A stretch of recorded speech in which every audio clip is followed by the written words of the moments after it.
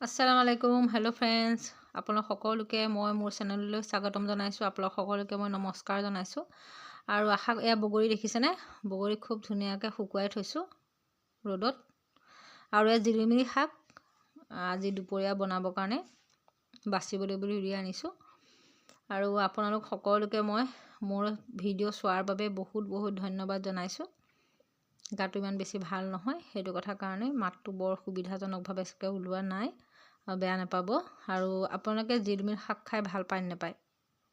আমি ইমান বেছি ভাল পাওঁ। অৱশ্যে মই বুলি নহয়, আমাৰ ঘৰৰ সকলোৱে জিলমিল শাক খাই খুব বেছি ভাল পায়। জিলমিল আলু দি ভাজিলে ভাল লাগে, আৰু জিলমিল বিলাহী দি ভাজিলে ভাল লাগে। জিলমিল শাক মাছৰ সৈতে ভাল লাগে খাই। আলু সৰু আলুগুটিৰ লগততো জিলমিল বহুতেই বেছি ভাল লাগে খাই, আমিও খাওঁ। আৰু দুপৰীয়া মই এতিয়া দাইল বনালোঁ, ভাতো মোৰ হ'ল, আৰু জিলমিল শাক বাচিবলৈ বুলি ৰৈছোঁ। কেমেৰাটো যিহেতু ধৰিবলৈ কোনো ব্যৱস্থা নাই, সেইটো কথাৰ কাৰণে মই এনেকৈ লৈ লৈছোঁ। আৰু আপোনালোকে কিবা উল্টা উল্টা দেখিছে নি জনাব। শাক বচা কামটো বহুতেই ডাঙৰ। মানে কি হয়, শাক আজৰি সময়তহে শাকখিনি বাচি ৰেডি কৰি থ'ব লাগে। কিন্তু যেতিয়া দুপৰীয়া বহুত কাম থাকে, সেই কামৰ মাজত শাক বাচিলে দুপৰীয়া শাক ভাজি খোৱাটো দিগদাৰীয়ে হয়।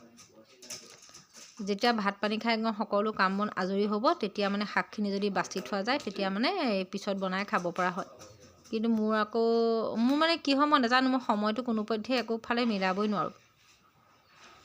কিবা এটা কাম মানে কৰিম বুলি চিজিল লগাই থ'ম বুলি ভাবিলেও মোৰ হাতত মানে চিজিল নহয়, এইটো বেচিজিল হৈ যায়। কামটো মানে মই নিয়াৰিকৈ কৰিবলৈ নজনা নিচিনা, কিন্তু কৰোঁ মানে কৰি থাকোঁ আৰু। তাৰপিছত কামটো কৰি থাকোঁতে শাক বাচি থাকোঁতে পানী আহিলে, পানী ধৰিবলৈ আকৌ দৌৰি ওলাই আহিবলগীয়া হ'ল। আৰু শাকখিনি আধা বচা ভাগতে থাকি যাব। এতিয়া আৰু যিখিনি শাক বাচিলোঁ তাকে ভাজিব লাগিব, কাৰণ পানীখিনি যদি ধৰি নলওঁ তেতিয়া নহ'ব ন। আৰু এয়া চাওক, শাক মানে যিমানখিনি বাচিলোঁ কমহে হ'ল, আলুগুটিহে বেছিকৈ ওলাই গ'ল। শাক ভাজিলোঁ, ইয়াৰ মাজতে মই থাপত আকৌ তামান্নাক স্কুলৰ পৰা আনিবগৈও লাগিব, কাৰণ তামান্না মানে আজি আবাক ঘৰত নাই আনিবলৈ। তাৰপৰা বেঙেনা ফ্ৰাই কৰিবলৈ ধুনীয়াকৈ কাটি পেলাই লৈ ভাজিছোঁ। আৰু মই কটাৰীখনে লুটিয়াই দিছোঁ। মই ভাল পাওঁ মানে কটাৰীখন আগটো জোঙা যে, এনেকৈ লুটিয়াই দিলে মোৰ ভাল লাগে। আৰু বেঙেনা ফ্ৰাই হৈ গ'ল, খাই খুব বেছি ভাল পোৱাৰ কাৰণে বেঙেনাও থাকিলে মানে এনেকৈ ফ্ৰাই কৰি লওঁ, ভাল লাগে। আৰু মানে মোৰ গাটো বেয়া মানে কি, মোৰ মুখতে মানে কিবা এটা হৈছে, সেইটো কথাৰ কাৰণে মই মানে ডাক্তৰক দেখাবগৈ লাগিব দেই। এতিয়া যাব লাগিব, তামান্নাক আনিবলৈ যোৱাৰ সময়তে তাই অকণমান সোনকালে গৈ পেলাই দেখাই মেলি ল'বগৈ লাগিব। আৰু তাৰপৰা এয়া গধূলি সময় হ'ল। গধূলি সময়ত বগৰীখিনি যে দেখাইছিলোঁ, সেইখিনি বগৰী ধুনীয়াকৈ দেখিছেনে লৈ লৈছোঁ। আচাৰ থ'ম বুলি মানে ভাবিছোঁ। মই আচাৰ বিশেষকৈ ভালকৈ বনাব নাজানো, তথাপিতো মোটামুটিকৈ আৰু কিবা এটা ব্যৱস্থা কৰি বটলত ভৰাই থৈ দিব লাগিব।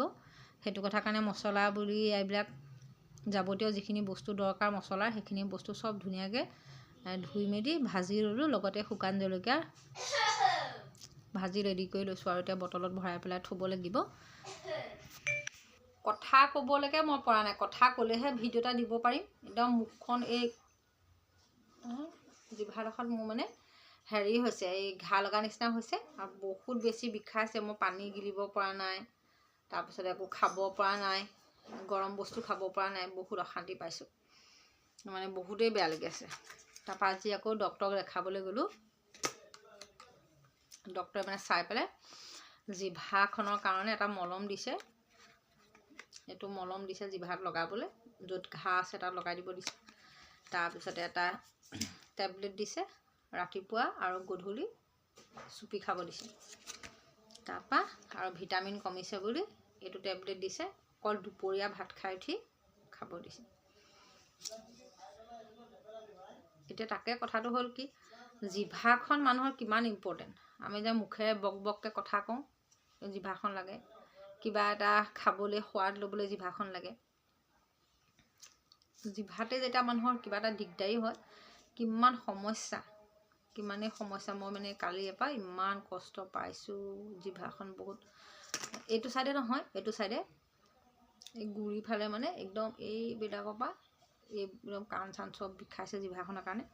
আজিৰ পৰা টেবলেট খাইছোঁ, আৰম্ভ কৰিছোঁ। এতিয়া কেনেকুৱা কেতিয়া ভাল হয় নাজানো। ভিডিঅ'টো আৰম্ভ কৰিছোঁ, সেইটো কথাৰ কাৰণে ভাবিলোঁ ভিডিঅ'টো শেষো কৰিব লাগিব। ভিডিঅ'টো ইয়াতে শেষ কৰিলোঁ। তেনে অকণমানি ভিডিঅ' হ'ল, আপোনালোকে চাই পেলাই কেনেকুৱা পালে নাজানো আৰু। মই হেপ গিলিবও পৰা নাই, ইমানেই কষ্ট পাইছোঁ। আজিলৈ আহিছোঁ দেই, ভালে থাকক সকলো।